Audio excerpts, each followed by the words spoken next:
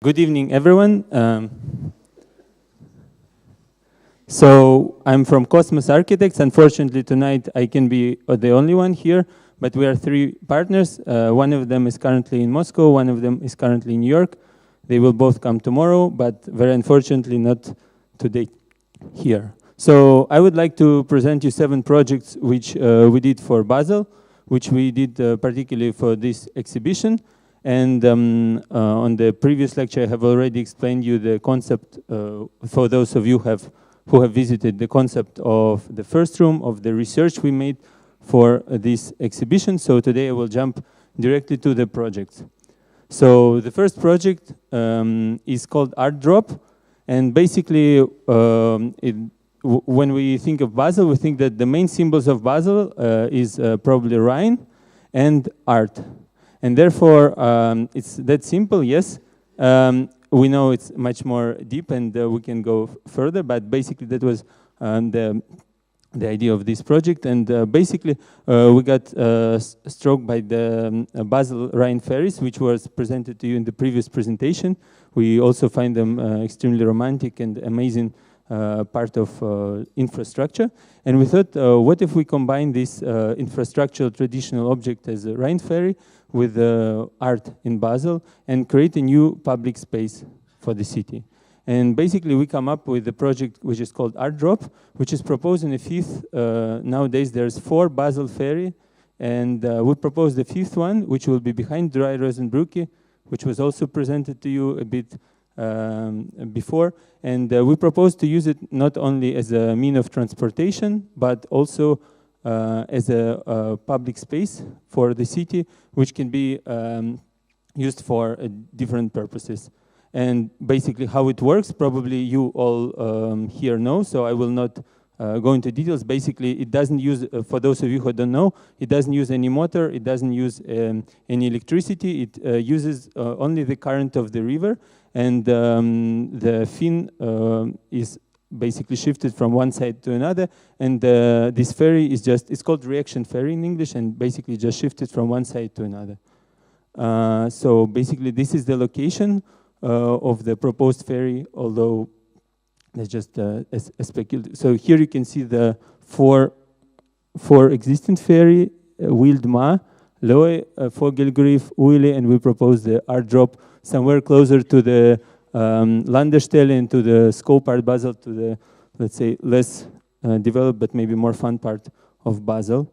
And basically, we can see that there are different potential uses. It can be, of course, an art space, but it can be also used for other events.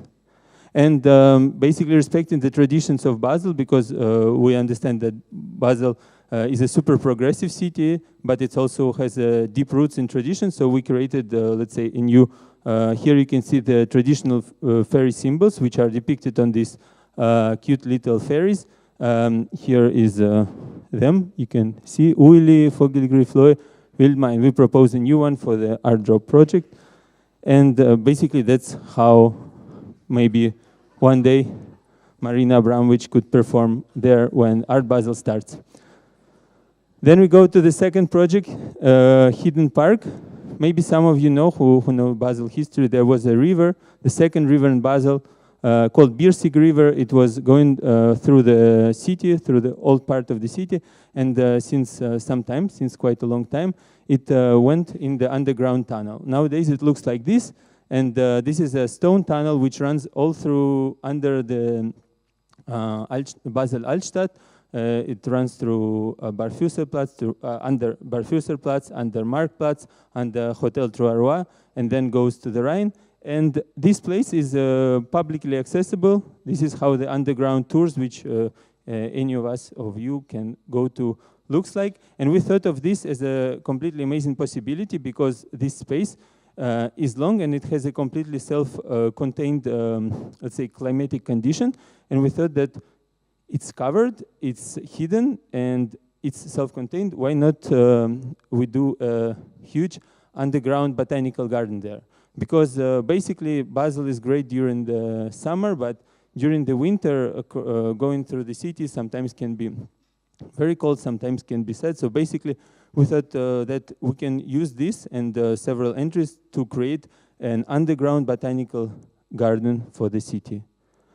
Here is the plan, how actually you can see how this Birsik River, later it becomes open, but this is the underground part of Birsik River, which runs, this is Marktplatz, so you understand this is Hotel Roa, Mittlere Brücke, and so on. And as Andreas has mentioned once, that's why basically the tram makes such a weird turn, or at least that's his theory why the tram makes such a weird turn here, because it used to be a river in the city. And this is, let's say, the uncovered view, axonometric view of this project.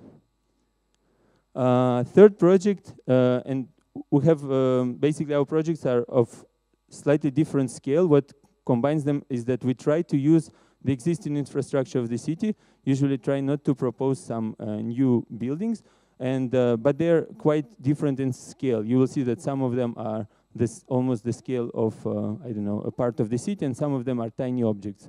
So a slightly more speculative and a bigger project is called Defense.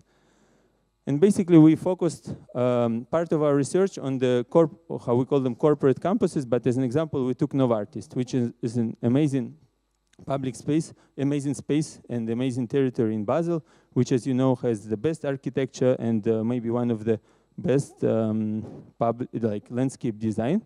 And as we heard that, like when Vittorio Lampugnani has designed it, he wanted that this space between these amazing Pritzker laureate office buildings will also be given to the city, which is unfortunately maybe not the case today.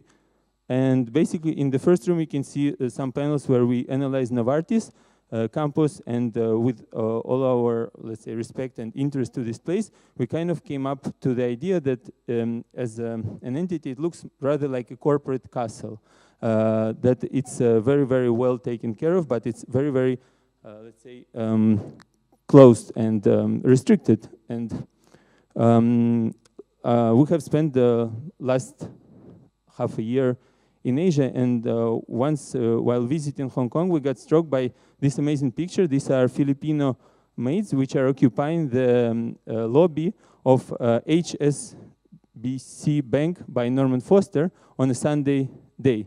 And this is basically another regime of use when the police and the bankers, they allow people to come to the public space of the bank and to take it over. And we thought, why, if this functions, why cannot we apply this idea here as well, and basically give to, this is a conceptual illustration of a Novartis campus and its fence. Why cannot we give a new regime of use to this space and basically make a fence out of a fence, make a canopy, or like basically a fence which rotates like this 90 degrees and allows people after the working hours or on the weekends to go inside and to use this public space. And basically it will not anyhow sacrifice the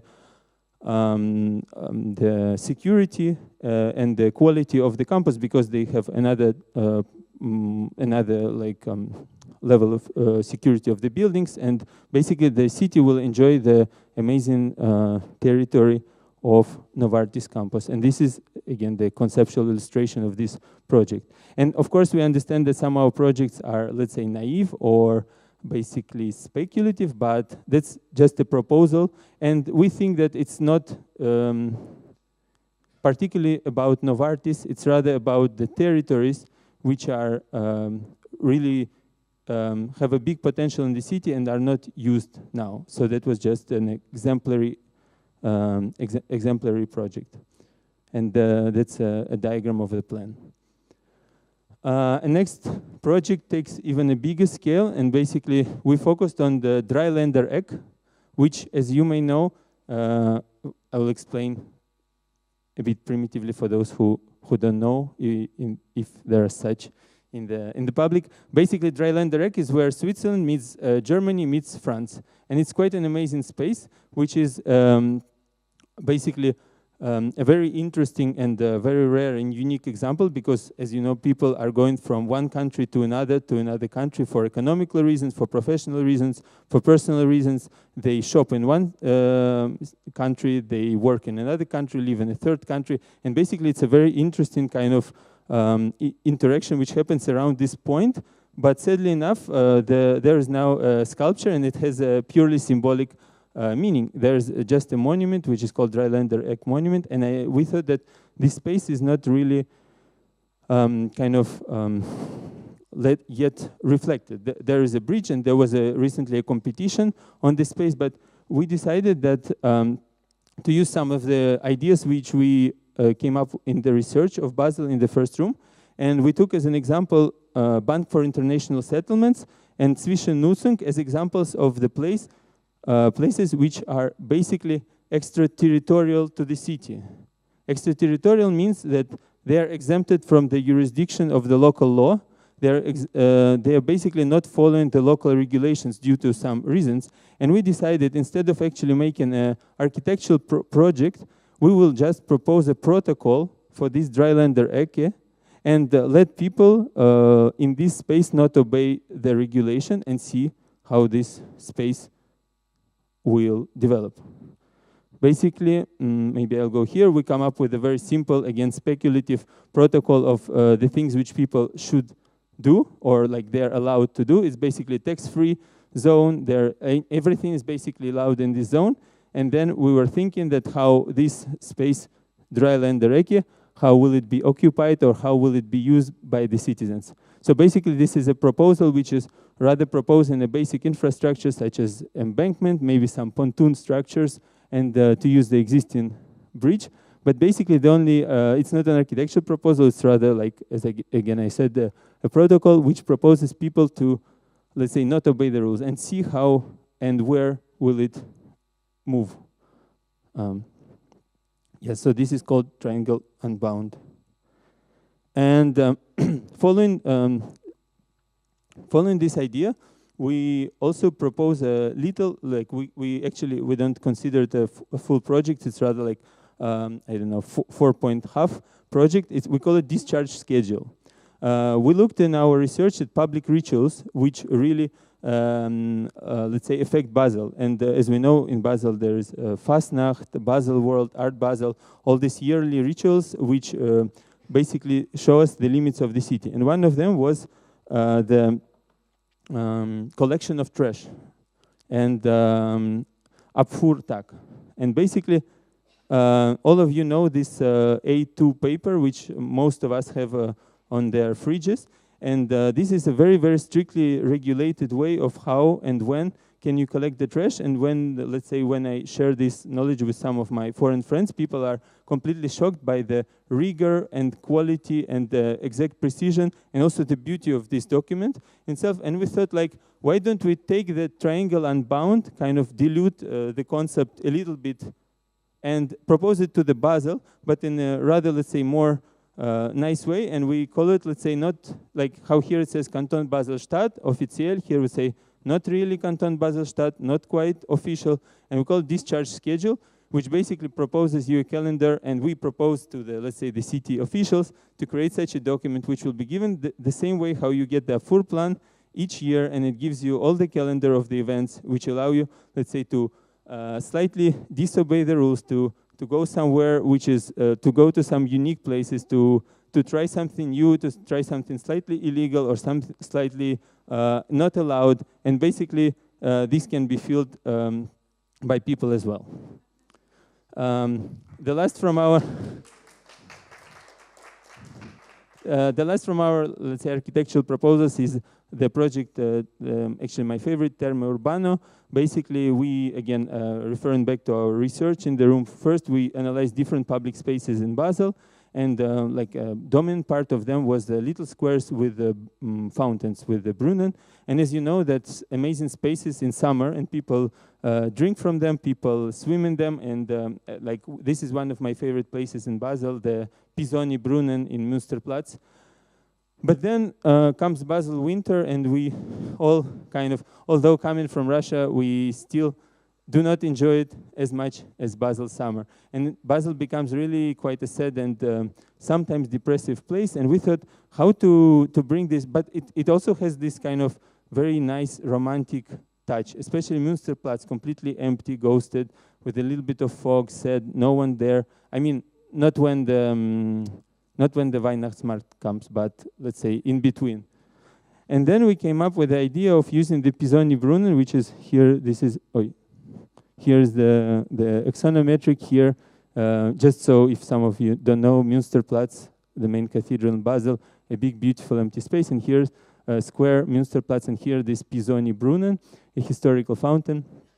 And we proposed to use it as a winter bath, and the winter kind of terma urbana, the winter urban terms. And basically here the only architectural intervention is warming up the water in this beautiful historical fountain in order to create this romantic winter or late autumn image of people passing by this space and seeing some fog above this historical fountain. And the last project I wanted to speak, which I will be quite quick, is basically the space we are here in, which we, with the curators, with the curators from Chile, basically it's the only project which out of this speculative project actually took place, and basically Swiss Architecture Museum became a public space, and for 40 days it got a free entry, and we tried to make it different. We tried to give a different function to let people play music inside, play ping pong inside, this is a library image, and even to make a students workshop here. And this is a picture of me when we are working here. So it's a free co-working space, as you may know. And basically for us, this was, let's say, either the first or the last project out of this speculative projects which I presented before, which actually we are now enjoying. Thank you very much, and it was very nice to hear all the projects.